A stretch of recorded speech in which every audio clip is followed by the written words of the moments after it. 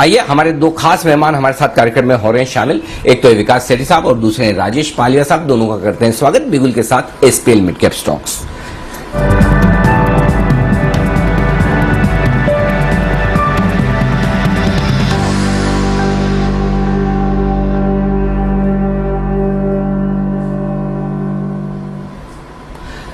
दोनों का स्वागत है। सेठी साहब, शुरुआत करें आपसे, आपकी लॉन्ग टर्म पिक के साथ। उससे पहले अभी हम आपको याद कर रहे थे, जिक्र हो रहा था CESC का। ये स्टॉक आपका जो पसंदीदा, आपने कई बार रिकमेंड भी किया। अभी वरिंदर बंसल अपने VRS स्टॉक में इसको रिकमेंड करके गए थे, तो मैंने सोचा कि SPL की शुरुआत करूं उससे पहले एक बार आपसे राय ले लूं। कहीं पता हो, ऐसा तो नहीं कहीं आज भी आपके SPL में कहीं शामिल हो ये स्टॉक, तो पहले से पूछ लूं। बताएं सर, CESC पर क्या है आपकी राय? बिल्कुल अनिल जी, सबसे पहले good morning to you, good morning to Dipanshu और सुमित जी को welcome back. We missed him along with जो लाखों करोड़ों दर्शक है जी बिजनेस के, उन्होंने तो मिस किया ही, साथ में हम पैनलिस्ट ने भी उनको एक महीने से मिस किया and we thank God for his recovery. बाकी अनिल जी, जो आज का मेरा देखिए CSC पे मैं लगातार बुलिश रहा हूं और इस ग्रुप के कई स्टॉक्स जैसे Phillips carbon black, RPSG ventures, सबको मैंने कई बार रिकमेंड किया और दमदार तेजी उन सब स्टॉक्स में बनी है। With in the power sector CSC valuation के लिहाज से डेफिनेटली अभी भी बहुत सस्ता लगता है और मीडियम से लॉन्ग टर्म में इसमें खरीदारी करने की सलाह है। बाकी अनिल जी, आज ये स्टॉक नहीं है, बट इसी सेक्टर से रिलेटेड एक स्टॉक मेरे कोइंसिडेंटली लॉन्ग टर्म पिक है। स्टॉक का नाम है NLC India, Neyveli lignite corporation. इस स्टॉक को मैंने पहले कभी रेकमेंड नहीं करा है, जो कि अभी 61-62 के लेवल पे ट्रेड कर रहा है। ये पहले नेवली लिग्नाइट के नाम से जाना जाता था, एक गवर्नमेंट ओन्ड कंपनी है। और अनिल जी, ये कोल और lignite based integrated power generation plants चलाती है। कंपनी की पावर की अराउंड 4240 मेगावाट की कैपेसिटी है और इन्होंने रिन्यूएबल पावर प्लांट्स भी है इनके पास, सोलर और विंड पावर के। हालांकि अभी साइज छोटी है, बट एक दमदार कंपनी है, फंडामेंटल्स बहुत अच्छे हैं। Operating profit margin 32%। फिर आपके पिछले साल डिविडेंड दिया 7 रुपए का, तो डिविडेंड यील्ड होती है अराउंड 11% की। और मुझे लगता है इस क्वार्टर में दमदार नतीजे आने चाहिए, नतीजे अभी आए नहीं है। और इनका जो OFS आया था पिछली बार 94 के लेवल्स पे आया था, तो वहां से तो काफी सस्ता ये स्टॉक अभी ट्रेड करता है। मुझे लगता है इस स्टॉक में बिल्कुल करंट लेवल्स पे लॉन्ग टर्म के लिए खरीदारी करनी चाहिए। कई DIIs भी इसमें निवेश है, उनका भी, जैसे LIC है, ICICI प्रू है, HDFC है।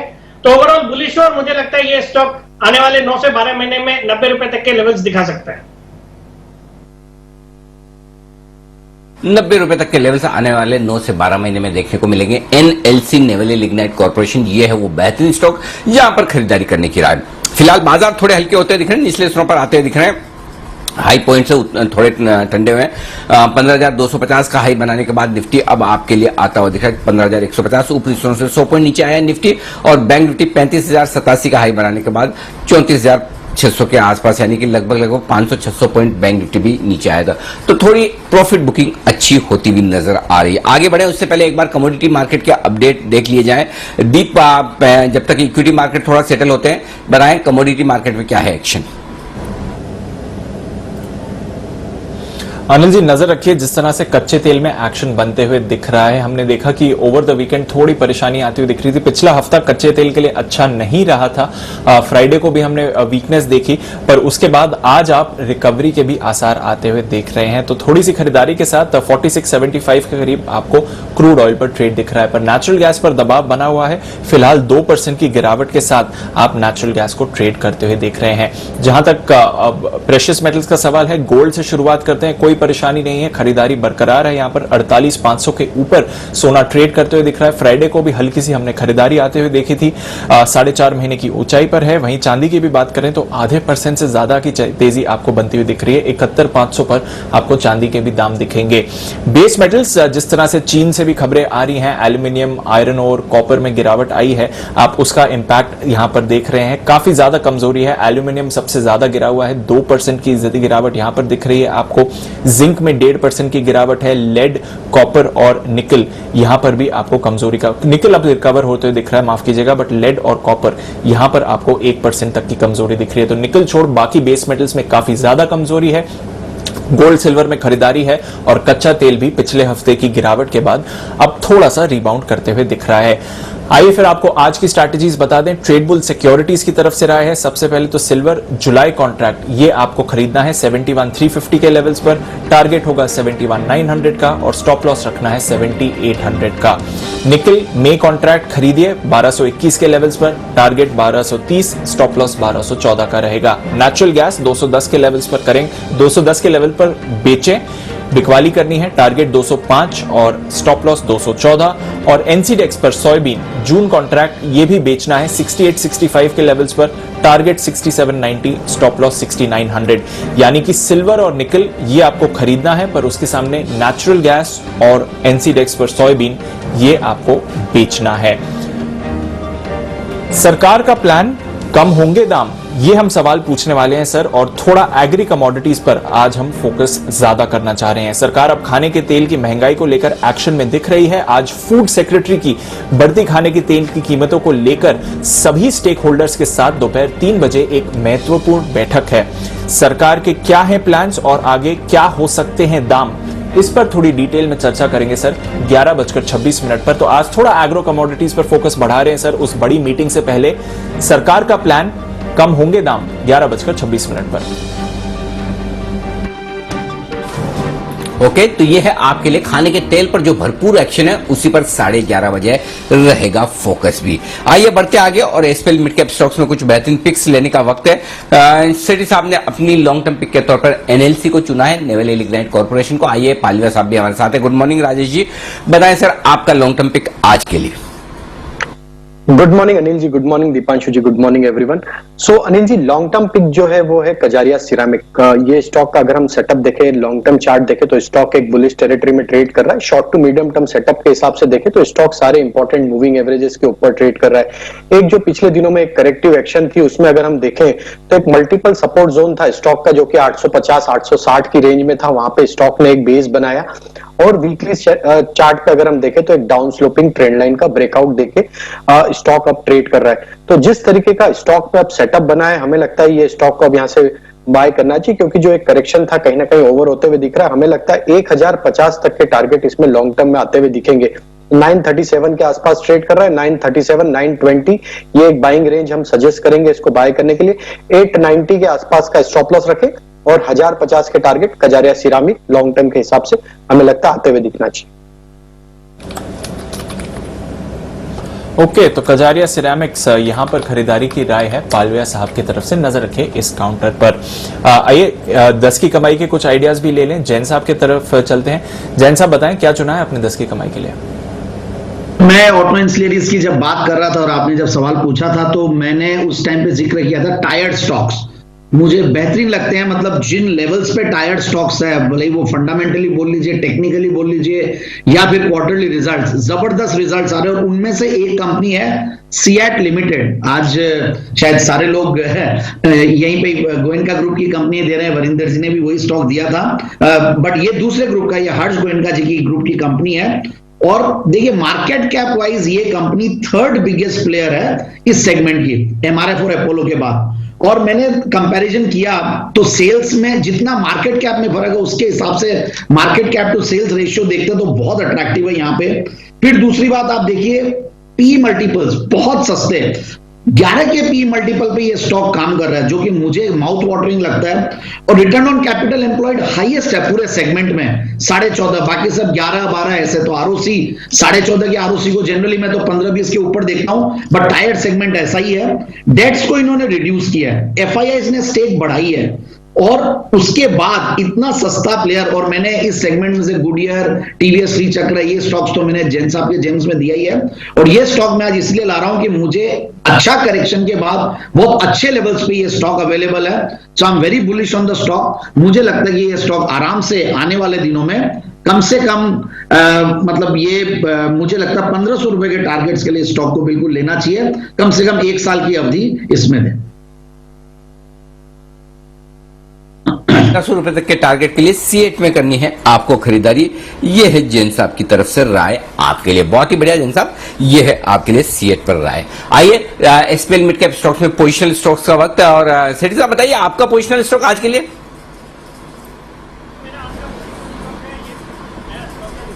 पहले रिकमेंड नहीं करा है, केयर रेटिंग्स, जिसका अभी भाव चल रहा है 548 रुपए का।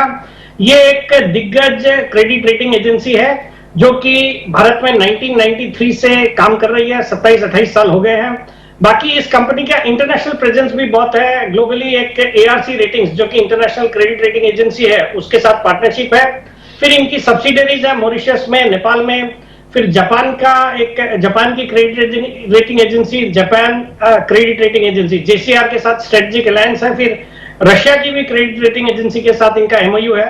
तो ऑल इन ऑल फंडामेंटली एक अच्छी कंपनी है और ये जो क्रेडिट रेटिंग का बिजनेस भी काफी ट्रिमेंडस अच्छी पोटेंशियल वाला बिजनेस है। और वैल्यूएशन के लिहाज से पीयर्स के मुकाबले ये स्टॉक काफी सस्ता है। ये आज 20 के मल्टीपल पे अवेलेबल है, जबकि पीयर्स अराउंड 49-50 के मल्टीपल्स पे ट्रेड करते हैं। पिछले साल 19.5 रुपए का डिविडेंड दिया, तो 4% की डिविडेंड यील्ड भी है। तो ऑल इन ऑल मुझे ये स्टॉक करंट लेवल्स पे अच्छा लग रहा है और मुझे लगता है इनको इस स्टॉक को करंट लेवल्स पे खरीदा जाना चाहिए। पोजिशनली इस पे मेरा 600 रुपए का टारगेट है, स्टॉप लॉस रखना है 535 का। ओके, तो 535 का स्टॉप लॉस, 600 प्लस का टारगेट। नजर रखिए केयर रेटिंग्स पर खरीदारी की राय है। पर आइए सुमित जी अपनी एक कॉल के साथ तैयार हैं, बिगुल उनके लिए सुमित के सुपरहिट।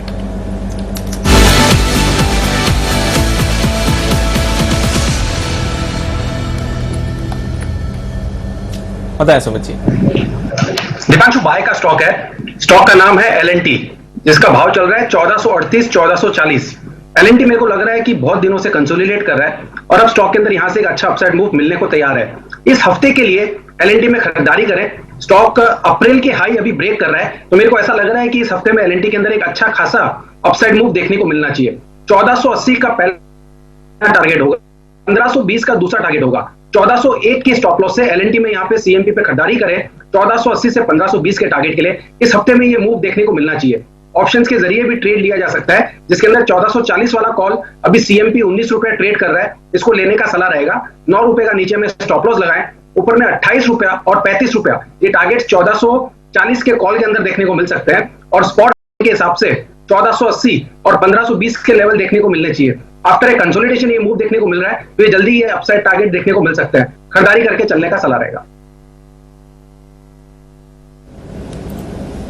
के लिए राय L&T पर खरीदारी करने के लिए आज से 1401 के स्टॉप लॉस से खरीदिए और चाहे तो आप 1440 वाला कॉल ऑप्शन भी खरीद सकते हैं। दोनों ऑप्शन आपके पास है, जो आपको ठीक लगे। आइए बढ़ते आगे और अब वक्त है SPL मिड कैप स्टॉक्स में पोजिशनल स्टॉक का। राजेश जी बताएंगे अपना positional stock. Long term stock उन्होंने चुना है कजारिया सेरामिक्स। राजेश जी बताइए पोजिशनल स्टॉक कौन सा है? अनिल जी, पोजिशनल स्टॉक है सीक्वेंट साइंटिफिक।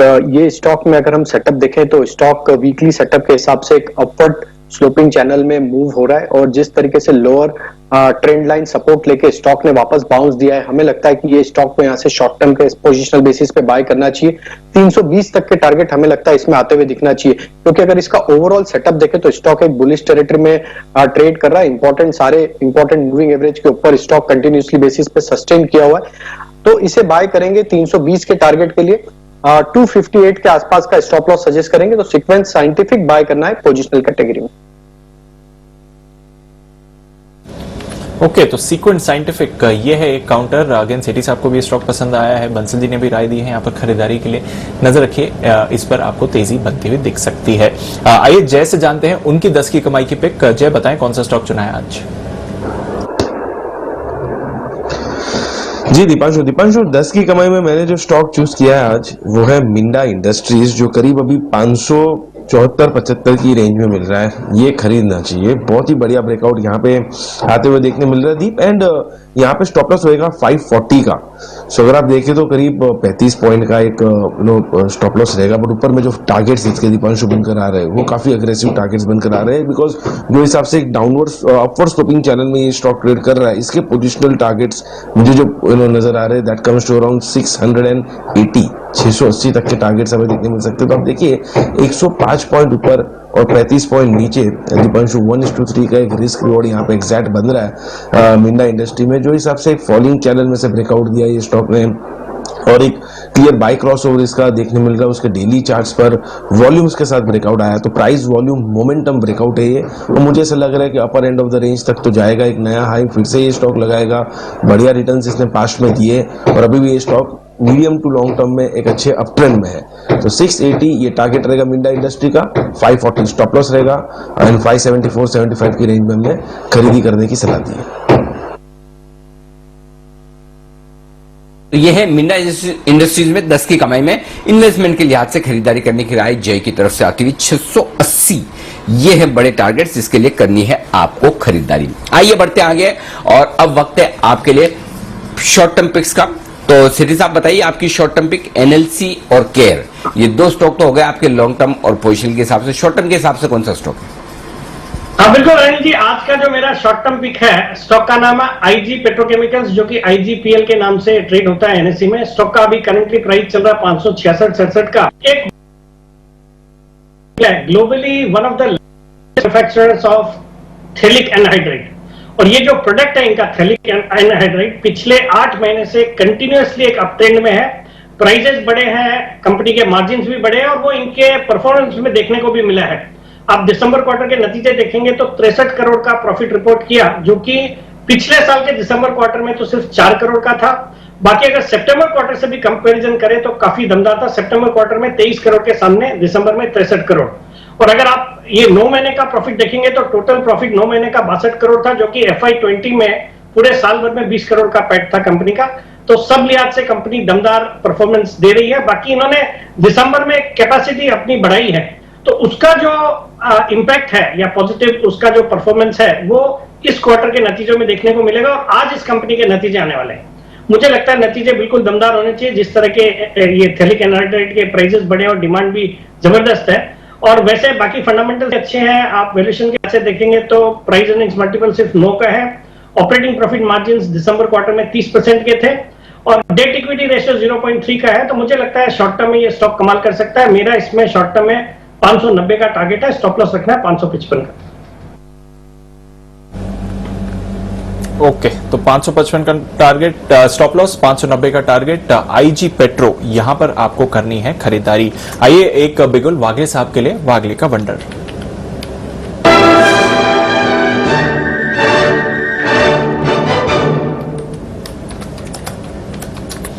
बताएं वागले साहब। दीपांशु, मेरा भी स्टॉक LNT ही है। मुझे पैटर्न बहुत ही अच्छा दिख रहा है। पिछले 7 से 8 दिनों का ये टॉप इसने कंफर्टेबली क्लियर किया है 144748 के करंट लेवल पे, may be on correction of 1440। मुझे लगता है कम से कम 30 से 40 रुपए की देनी चाहिए। यहाँ से 1480 का मेरा पहला टारगेट होगा। शायद 1500 की तरफ भी जा सकता है और आपका स्टॉप लॉस होना चाहिए 1430। ओके, तो ये है आपके लिए LNT पर खरीदारी की राय। हमारे सारे एक्सपर्ट्स को पसंद आते हुए दिख रहा है। वागले साहब ने खरीदारी की राय दी है, सुमित जी भी इसके बारे में बात कर रहे हैं और थोड़ी देर पहले हिमांशु जी भी यहाँ पर 1420 के ऑप्शन पर खरीदारी की राय देकर गए थे। देखते हैं जय को क्या पसंद आ रहा है। बिगुल, जय का जैकपॉट।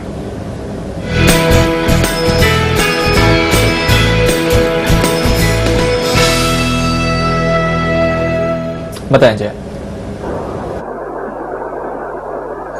दीपांशु खरीदना है BBTC, Bombay Burma trading company. 1204 1205 ये रेंज में अभी स्टॉक ट्रेड कर रहा है, इसको खरीदना चाहिए। बहुत ही बढ़िया एक चार्ट सेटअप है दीप, मैं कहूंगा। इसमें आपको स्टॉप लॉस प्लेस करना रहेगा पोजिशनली 1140 का, एंड इसका जो टारगेट्स बनकर आ रहे हैं वो है 1340 के, 1340। सो 1140 का स्टॉप लॉस रहेगा, 1340 का टारगेट रहेगा। BBTC की खास बात यह थी कि इसमें वीकली चार्ट्स पर अब एक फ्रेश बाय क्रॉस ओवर उसके मोमेंटम इंडिकेटर्स में देखने मिल रहा है, एंड दैट मीन्स कि पोजिशनली एक बहुत ही अच्छा रिवर्सल ये स्टॉक में देखने मिलेगा यहाँ पे। और ऑल्सो अगर हम देखें कि रिसेंटली जो ये स्टॉक में एक राइज देखने मिली थी लगभग 1109 से लेके 1300 तक, वो क्लियरली एक इंपल्स मूव था, एक 5 वेव राइजिंग स्ट्रक्चर था। उसके बाद ये स्टॉक में एक डीप करेक्शन हमें देखने मिला, बट जो हिसाब से रिकवरी आई है पॉजिटिव डाइवर्जेंस के साथ, उसके डेली चार्ट्स पर एक इंडिकेटर्स में बाय क्रॉसओवर देखने मिल रहा है, और वीकली चार्ट्स पर जो हिसाब से अभी फ्रेश बाय आते हुए नजर आ रहा है। मुझे ऐसा लग रहा है कि इसमें बहुत ही बढ़िया उछाल हमें देखने मिल सकता है। 1340 के टारगेट, 1140 का स्टॉप लॉस। तो ये है आपके लिए BBTC, Bombay Burma Trading Corporation, Bombay Dyeing और ब्रिटानिया की होल्डिंग कंपनी। 1340 का रखिएगा यहां पर टारगेट, स्टॉप लॉस लगाइएगा 1140 का। ये आपके लिए खरीदारी करने की राय। बाय द वे आज कुछ और स्टॉक्स जो बढ़िया एक्शन में दिख रहे हैं, एसआईपी स्टॉक में आज ओरिएंटल होटल्स 20% के ऊपरी सर्किट पर है, 36 रुपए 20 पैसे पर ट्रेड करता हुआ। और शनिवार का आपके लिए, शुक्रवार का जो आपके लिए सियाराम सिल्क मिल का स्टॉक था वो भी कमाल करता हुआ दिखा। आज फिर से 3.5% ऊपर है, लगभग 249-250 के आसपास ट्रेड करता हुआ। ये भी एक और स्टॉक है जो बढ़िया एक्शन में आता हुआ दिख रहा है। चलिए यहां पर अच्छा एक्शन है इस वक्त, एक्शन को बढ़ाते हैं आगे। और आइए अब वक्त है आपके लिए एसपीएल मिड कैप स्टॉक्स में शॉर्ट टर्म पिक्स लेने का। राजेश जी बताएं सर आपका शॉर्ट टर्म स्टॉक। सो Anil ji, short term stock जो है वो है रिसेंटली लिस्टेड कंपनी है लक्ष्मी ऑर्गेनिक। इसका एनएससी कोड है LX कैम्प। सो ये स्टॉक हमें अट्रैक्टिव लग रहा है। अगर इसका पिछले जो 1-2 महीने का डेटा है उसमें अगर हम देखें इसका सेटअप, तो उसमें जिस तरीके से डिलीवरी पैटर्न बने हैं, हमें लगता है ये स्टॉक को शॉर्ट टर्म के हिसाब से बाय करना चाहिए। और if I am not wrong, इसके रिजल्ट भी ड्यू है। सो ये स्टॉक में जिस तरीके से एक्यूमुलेशन एक्टिविटी और डिलीवरी पैटर्न बने, हमें लग रहा है कि ये स्टॉक अब यहाँ से काफी अच्छा मूव शॉर्ट टर्म में भी दिखा सकता है। 255-260 तक के टारगेट हमें लगता है शॉर्ट टर्म में आते हुए दिखना चाहिए। अगर हम इसकी लोअर टाइम फ्रेम में देखें तो स्टॉक में ऑलरेडी एक ब्रेकआउट हो चुका है। डेली चार्ट पे पिछले 4-5 सेशन का जो एक रेंज का था वो ब्रेकआउट ऑलरेडी इसमें हो चुका है। तो 215 का स्टॉप लॉस रखेंगे ये स्टॉक को बाय करने के लिए, और 255-260 तक के टारगेट हमें इसमें आते हुए लगते हैं शॉर्ट टर्म में। ओके, तो 255-260 के लिए लक्ष्मी ऑर्गेनिक्स यहां पर रखिए नजर। केमिकल से जुड़े स्टॉक्स करेक्शन के बाद वापस आपको एक्शन में आते हुए दिख रहे हैं। एक्शन में वापस है सुमित जी और दे रहे हैं वो अपनी 10 की कमाई। सुमित जी बताएं कौन सा स्टॉक चुना है आपने 10 की कमाई के लिए? दीपांशु, 10 की कमाई में अभी सबसे बढ़िया जो थीम रहेगा, मेरे को ऐसा लगता है फार्मा सेक्टर में खरीदारी करके होल्ड करे। आने वाले कुछ समय में फार्मा सेक्टर में एक अच्छा खासा अपसाइड मूव देखने को मिल सकता है। तो मेरा जो पिक है वो है डॉक्टर रेड्डी। डॉक्टर रेड्डी के अंदर खरीदारी करें और पोजीशंस होल्ड करें। 3 महीने, 6 महीने और 9 से 12 महीने के टारगेट्स में दूंगा अभी। डॉक्टर रेड्डी अभी चल रहा है 5250 के आसपास। स्टॉक के अंदर यहाँ पे सीएमपी पे खरीदारी करें। कोई भी अगर डिप आता है तो लोअर लेवल्स पे 5200 तक बिल्कुल खरीदारी करके चलने का सलाह रहेगा। स्टॉक के अंदर जो नीचे में अभी मेजर सपोर्ट बन रहा है, जो स्टॉप लॉस के तौर पे काम करेगा, वो 5050 और 5100 के आसपास का सपोर्ट लेवल है। तो 5050 का स्टॉप लॉस मान के चले। पहला टारगेट इसके अंदर रहेगा 5555 का 5555। ये लेवल्स एक बार ब्रेक होते हैं और इसके ऊपर क्लोजिंग मिलती है तो 6000 रुपए तक के level longer term time horizon में डॉक्टर रेड्डी में देखने को मिल सकते हैं।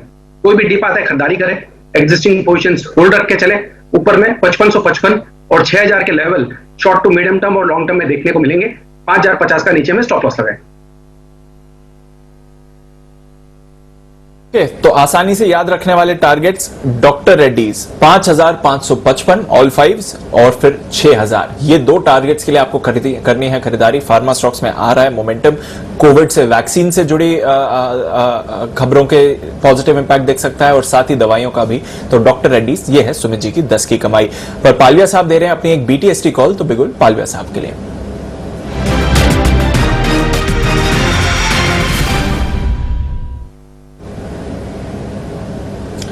बताएं पालविया साहब।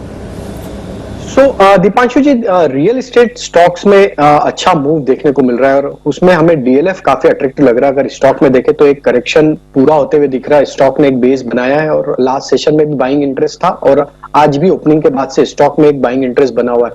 272 के आसपास अभी फ्यूचर ट्रेड कर रहे हैं। इसमें बाय करने की सलाह रहेगी। इसमें स्टॉप लॉस जो सजेस्ट करेंगे हम आएगा करीब 268.50 के आसपास। टारगेट हमें लगता है ड्यूरिंग द डे जो आना चाहिए वो 278 से 282, ये टारगेट के लिए DLF बाय करने की सलाह रहेगी। ओके, 278, 282 के टारगेट्स के लिए खरीदारी करें। DLF ये है आपके लिए पालविया साहब की राय। तो बढ़िया SPL mid cap calls Palvia साहब की तरफ से, एक ट्रेडिंग कॉल, सारी 10 की कमाई के आइडियाज आ गए हैं, पर कुछ और आइडियाज लेना बाकी है। और ऑफ कोर्स बड़ी मैनेजमेंट श्री सीमेंट के साथ हम बात करने वाले हैं बस कुछ ही देर में न्यूज रिव्यूज में। उससे पहले समय है एक छोटे से ब्रेक का। 2 मिनट में लौटेंगे।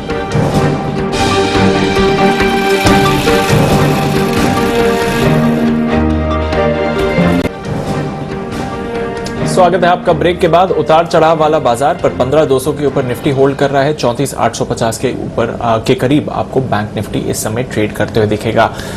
बाजार में उतार चढ़ाव पर ढेरों मौके बन रहे हैं स्टॉक्स में। आइए एक और बिगुल सुमित जी के लिए, सुमित के सुपरहिट।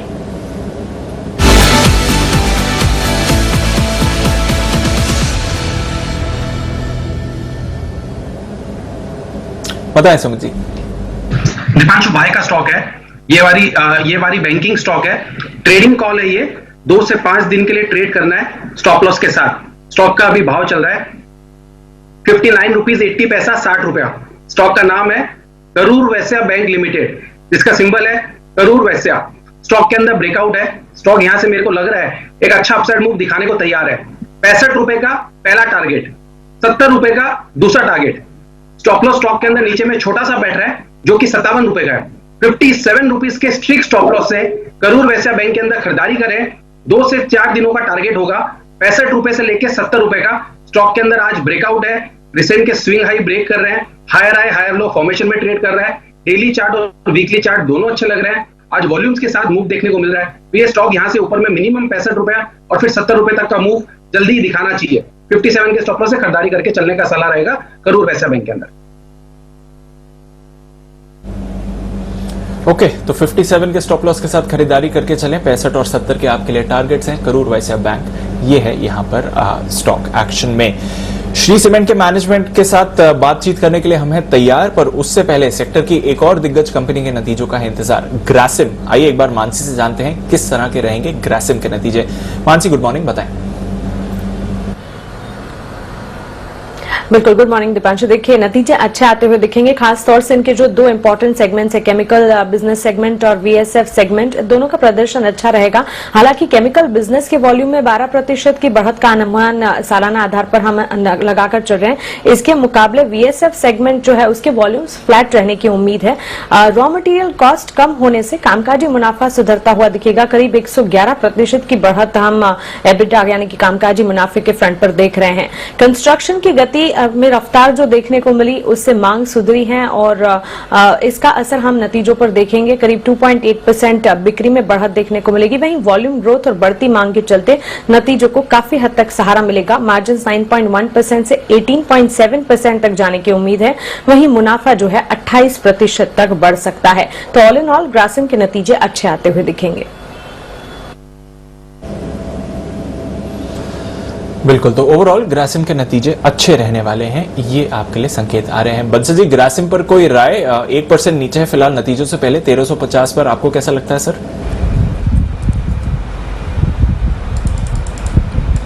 देखिए दीपांशु, टेक्निकल स्ट्रक्चर अच्छा है। स्टॉक नतीजों से पहले थोड़ा सा करेक्शन से निकल रहा है और यहाँ पर नजर रखनी चाहिए इमीडिएटली 1358 कैश में चल रहा है। 1350 1350 एक अहम सपोर्ट है, तो इन लेवल्स पे नजर रखनी चाहिए। अगर 1350 को तोड़ के उसके नीचे गिरता है तब स्टॉक में एक शॉर्ट टर्म करेक्शन देखने को मिल सकती है। एल्स 1350 एक सपोर्ट है और ऊपर में 1375 के ऊपर निकलेगा तब एक पॉजिटिव क्रॉसओवर ग्रासिम के स्टॉक प्राइस चार्ट पे देखने को मिलेगा। ओके, तो नजर रखिए ग्रासिम। नतीजों का इंतजार है, देखते हैं किस तरह के नतीजे इसके आते हुए दिख सकते हैं। नतीजों का इंतजार है एमजीएल, महानगर गैस का भी। आइए एक बार कुशल से जानते हैं एमजीएल के लिए क्या अनुमान लगाया जा रहा है। कुशल, बताइए।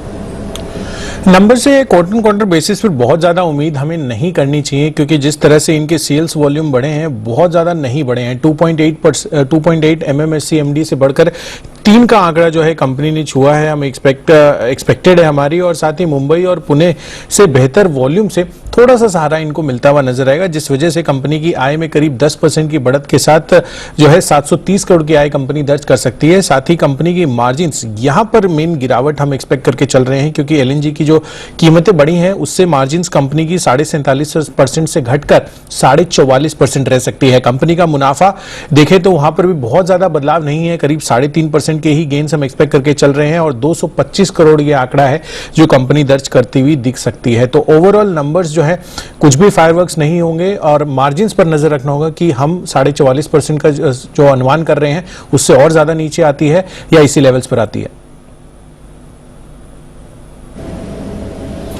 ओके, तो तो देखते हैं किस तरह की परफॉर्मेंस रहती है। कुछ ज्यादा खास नतीजों का अनुमान नहीं लगाया जा रहा है और ज्यादातर मैट्रिक्स पर आप हल्की सी बढ़त या फिर गिरावट आते हुए देखेंगे। बागले साहब, एमजीएल काफी समय से डिस्कशन में भी नहीं आया, ये काउंटर 1150 के करीब है, कैसी दिखती है चार्ट सर?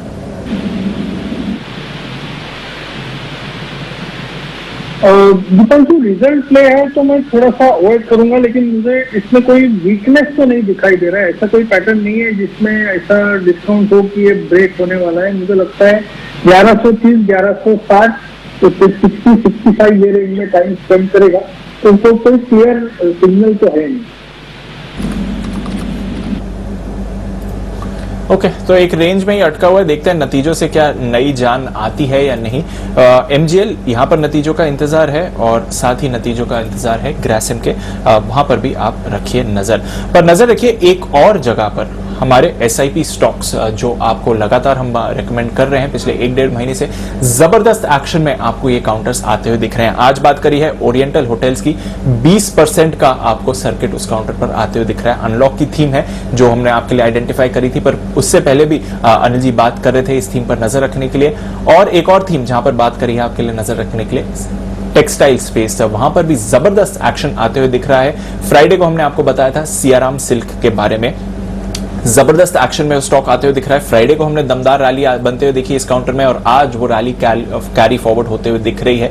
260 के करीब आपको सियाराम सिल्क आते हुए दिख रहा है इस समय, लगभग 8% की तेजी है। तो अनिल जी, सियाराम सिल्क जो फ्राइडे का एसआईपी स्टॉक था उस पर भी नजर डाले सर। 2 दिनों में 16% की तेजी ये काउंटर दिखाते हुए आज भी जबरदस्त एक्शन में। बिल्कुल, तो जबरदस्त एक्शन के साथ स्टॉक्स, क्वालिटी स्टॉक्स आपके लिए ट्रेड करते हुए दिख रहे हैं, आगे बढ़ते हुए दिख रहे हैं। और अब वक्त है एक और ऐसी दमदार क्वालिटी की कंपनी से मुलाकात करने का, जहां न्यूज पर व्यूज, और वक्त है देश की दिग्गज सीमेंट कंपनी श्री सीमेंट से नतीजों पर चर्चा करने का।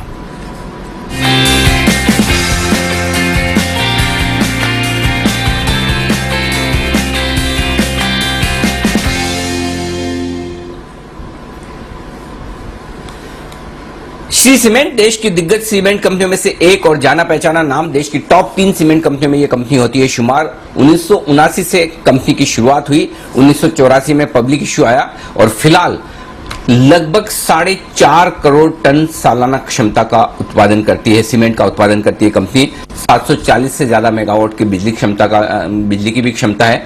भारत में 4, यूएई में 1 इंटीग्रेटेड प्लांट है और साथ ही 8 ग्राइंडिंग यूनिट है इस कंपनी के पास। और इस वक्त कंपनी के जो एमडी साहब हैं, एचएम बांगुर साहब, वो भी हमारे साथ दुबई से ही कार्यक्रम में शामिल हो रहे हैं। वैसे तो आप सब लोग बांगुर साहब को अच्छे से जानते पहचानते हैं। आईआईटी मुंबई से केमिकल इंजीनियरिंग की है बांगुर साहब ने, और इसके साथ ही इस कंपनी को इस मुकाम तक पहुंचाने में सबसे बड़ा योगदान उनका है। EY entrepreneur of the year का अवार्ड उन्हें मिला है 2016 में। फोर्ब्स इंडिया के लीडरशिप अवार्ड उन्होंने 2017 में जीते हैं और कई सारे बिजनेस एसोसिएशंस को उन्होंने लीड किया है और बुजुर्गों की मदद करने वाले कई एनजीओ में उनका काफी बड़ा योगदान है। बांगुर साहब, स्वागत है आपका, बहुत बहुत धन्यवाद, आपने जी बिजनेस के लिए वक्त निकाला सर। नतीजों पर ही आपसे सबसे पहले शुरुआत करना चाहूंगा। दमदार परफॉर्मेंस दिख रही है, बताएं सर, इस तिमाही में जो इतनी बेहतरीन रेवेन्यू, सेल्स और कामकाजी मुनाफे में ग्रोथ आई है, इसके पीछे के बड़े कारण क्या रहे? देखिए जी, सेल्स है जो जनवरी मार्च में बहुत दिनों का पेंटअप सेल्स था, लोगों के काम आधे अधूरे कंप्लीट हुए थे, तो और इंडिया ने लॉकडाउन खोला था, वर्कर्स भी सब जगह थे, लोगों को काम भी कंप्लीट करना था, तो सीमेंट की डिमांड जबरदस्त थी। जो जब तक लॉकडाउन स्टार्ट नहीं हुए 15 अप्रैल तक करीब इंडस्ट्री अपनी 100% कैपेसिटी पे चल रही थी, इनफैक्ट एक्स्ट्रा कैपेसिटी पे चल रही थी, रोज स्टॉक डाउन हो रहे थे, मार्केटिंग अप था। और यही कारण था कि लास्ट क्वार्टर में हमारी सेल और रियलाइजेशन भी अच्छी हुई।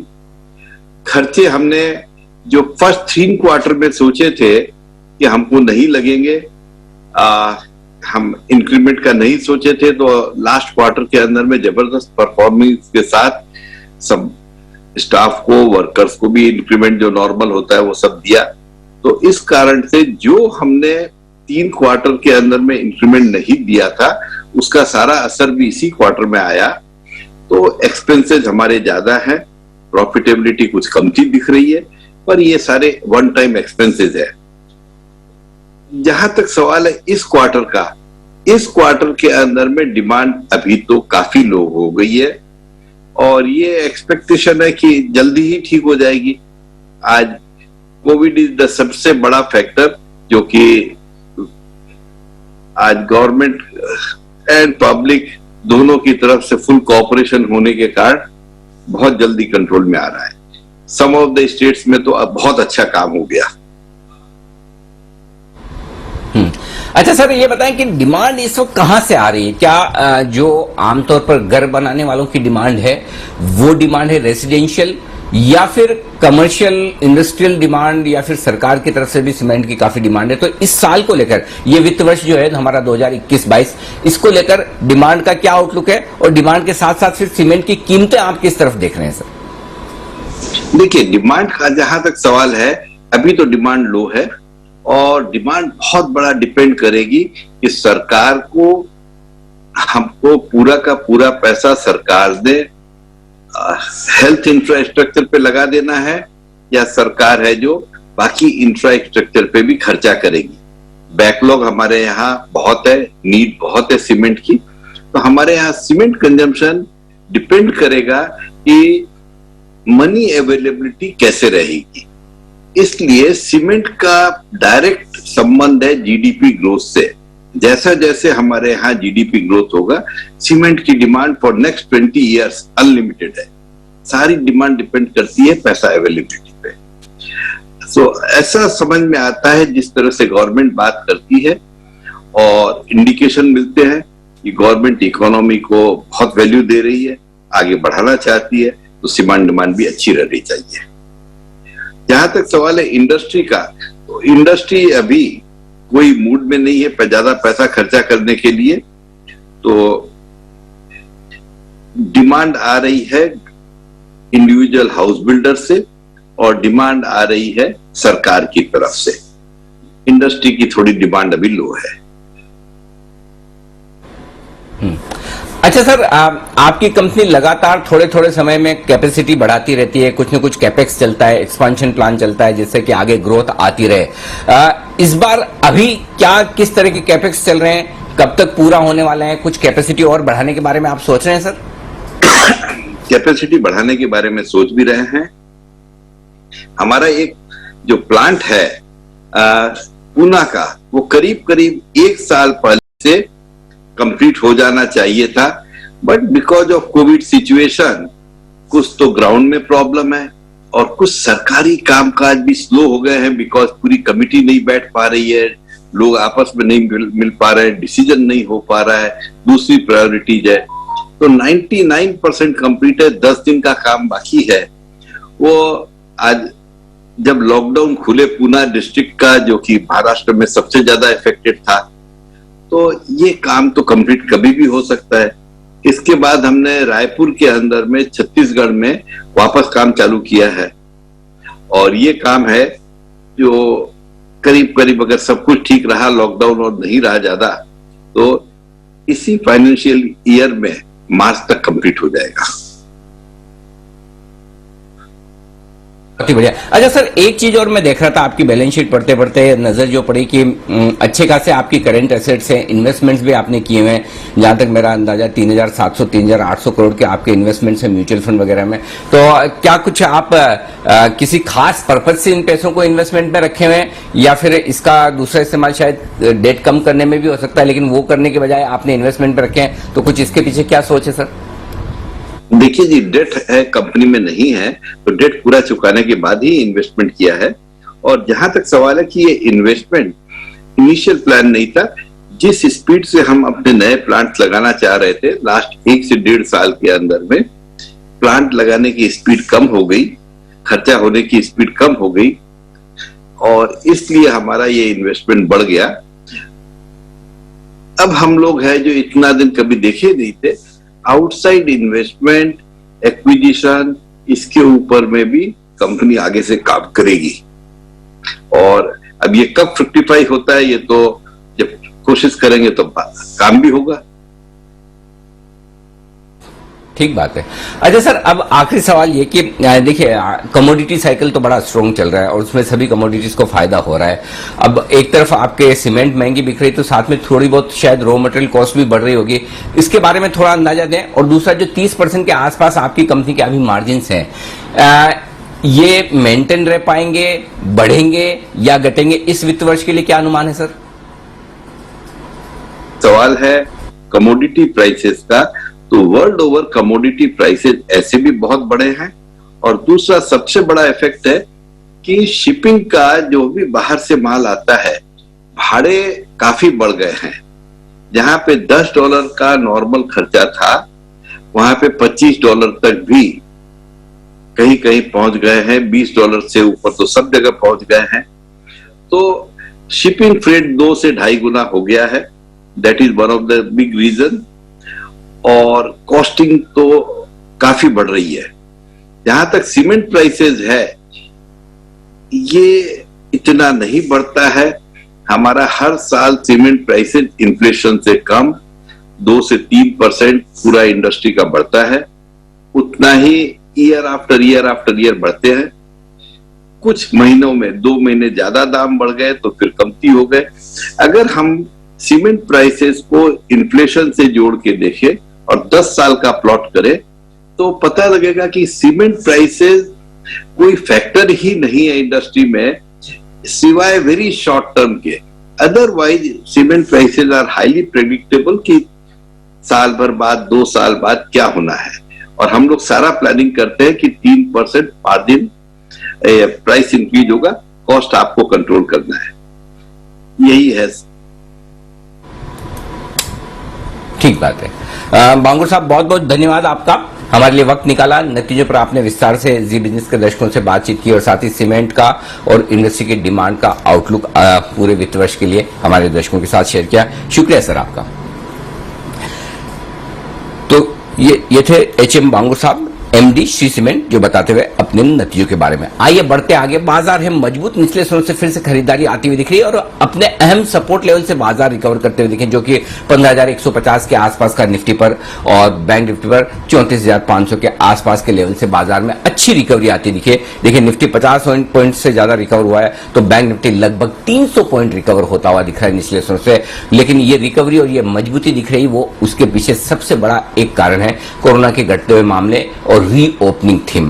तो इस रीओपनिंग थीम में बाजार क्या कुछ देख रहा है, पूरी डिटेल्स, कंप्लीट रिसर्च लेकर हमारे साथ जुड़ रहे हैं कुशल गुप्ता, जो बताएंगे कि कहां कहां बाजार की नजर है, कहां कहां एक्सपर्ट्स की नजर है रीओपनिंग थीम को लेकर। कुशल। बिल्कुल अनिल जी, जैसे कि आप बता रहे हैं और हमारा फोकस जो है लगातार रीओपनिंग थीम पर बना हुआ है, उससे काफी सारे सेक्टर्स और स्पेसेस जो है फिर से रिवाइवल मोड में आ रहे हैं। इनफैक्ट कई जगहों पर तो रिकॉर्ड लेवल्स पर बुकिंग्स देखने को मिल रही है। सबसे पहले आप देखिए टूर्स एंड ट्रैवल इंडस्ट्री। यहां पर अगर आप ग्लोबली भी देखें तो जिस तरह से यूके ने अपने क्वारंटाइन रूल्स रिलैक्स किए थे, उसके बाद पोर्तुगल के होटल्स वगैरह में आपको दमदार बुकिंग आती हुई नजर आई और यहां पर ट्रैवल की जो डिमांड है वो फिर से रिवाइव होती हुई नजर आएगी। स्पेसिफिकली यहां पर आपको जिन जिन शेयरों पर नजर रखना है, उसमें आप देखिए IRCTC, जितने भी एविएशन स्पेस की कंपनियां हैं, स्पाइसजेट, आज भी देखिए 2.5% की तेजी वहां पर है।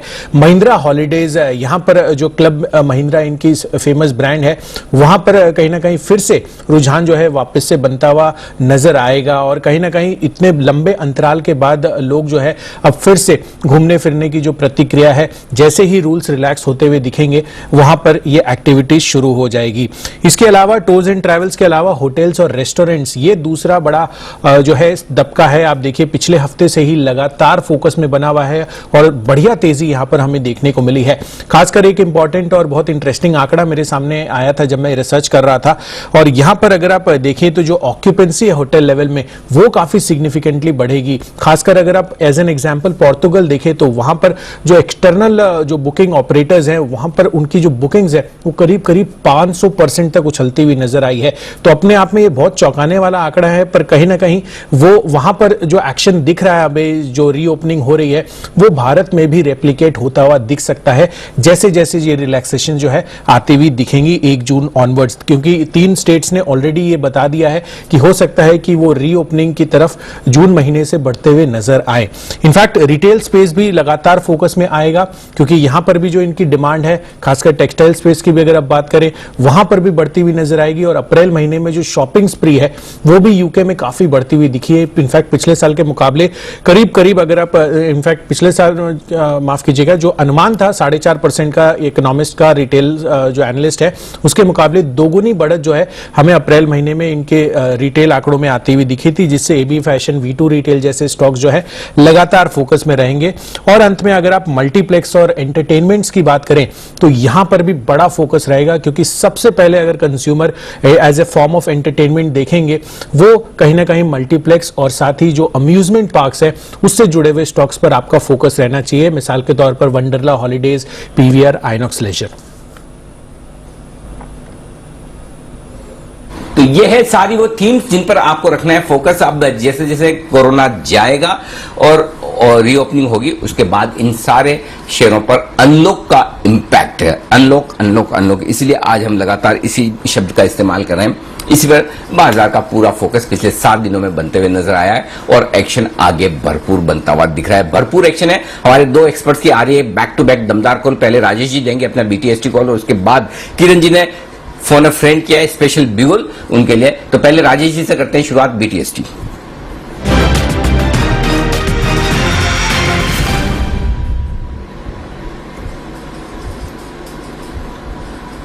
बताइए राजेश जी। जी तो अनिल जी, बाय करेंगे बैंकिंग स्टॉक्स में से PSU bank, Canara bank. SBI के रिजल्ट के बाद ये स्टॉक में भी जिस तरीके से अब प्रीवियस स्विंग हाई को क्रॉस करके स्टॉक ट्रेड कर रहा है, हमें लगता है कि इसको यहां से बाय करना चाहिए। 159 के आसपास अभी फ्यूचर ट्रेड कर रहे हैं। इसमें हमें लगता है टारगेट जो आना चाहिए इंट्राडे बेसिस पे 164 से 166, ये 2 टारगेट आते हुए दिखना चाहिए। 157 के आसपास का स्टॉप लॉस रख के कैनरा बैंक बाय करने की सलाह रहेगी। अगर किसी को ऑप्शन में भी ट्रेड करना है तो 160 की स्ट्राइक का कॉल ऑप्शन भी बाय किया जा सकता है।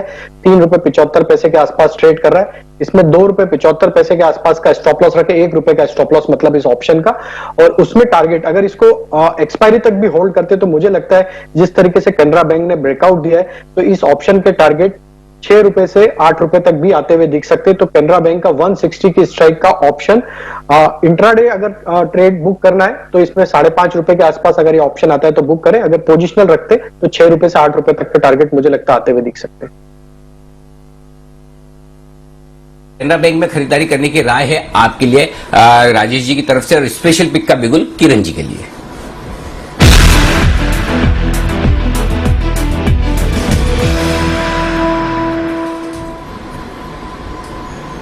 बताएं किरण जी।